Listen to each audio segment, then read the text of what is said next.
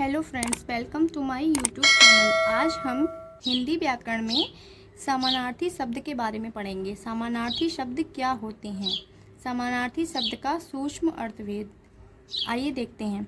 सभी भाषाओं में कुछ ऐसे शब्द मिलते हैं जिनका अर्थ समान दिखाई पड़ता है, यानी कि कुछ हमारी जितनी भी भाषा हैं उसमें कुछ ऐसे शब्द हमें देखने को मिलते हैं जिनका अर्थ समान दिखाई पड़ता है, पर उनके सूक्ष्म अर्थभेद मिलते हैं। उनमें क्या मिलते हैं? बिल्कुल ज़रा सा, बिल्कुल बारीकी सा अर्थभेद मिलता है। इन शब्दों का प्रयोग करते समय अत्यंत सावधानी की आवश्यकता होती है।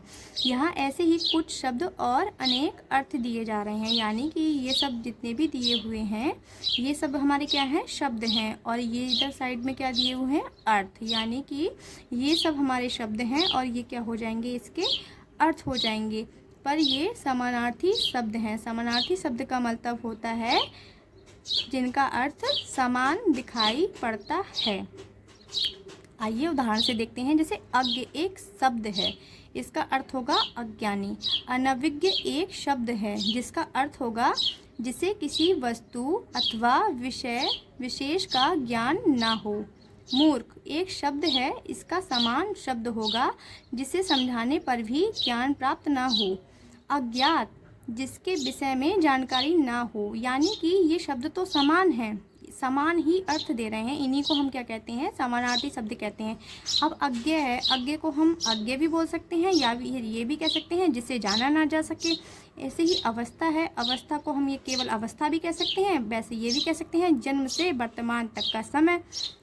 जन्म से वर्तमान तक का समय ये भी अवस्था कहलाएगा। अब है आयु, आयु को हम संपूर्ण जीवन काल कह सकते हैं, या हम आयु भी कह सकते हैं, संपूर्ण जीवन काल भी कह सकते हैं। ऐसे ही अधर्म, हम अधर्म भी बोल सकते हैं जो धर्म के विरुद्ध हो।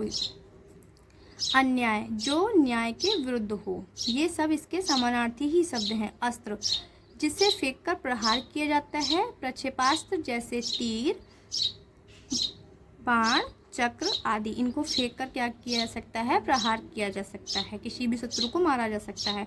शस्त्र, शस्त्र क्या कहलाते हैं? जिसे हाथ में लेकर प्रहार किया जाता है, जैसे कि तलवार। आचार, आचार को हम आचरण और चाल चलन भी कह सकते हैं।